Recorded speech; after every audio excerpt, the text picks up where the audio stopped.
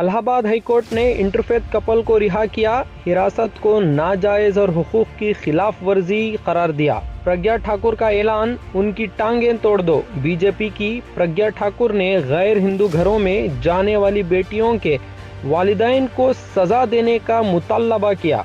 कर्नाटका के पुत्तूर में जात मजहब के नाम पर होने वाले झगड़ों पर हमारी हुकूमत ने मुकम्मल रोक लगा दी है, सीएम सिद्धरामैया का बयान।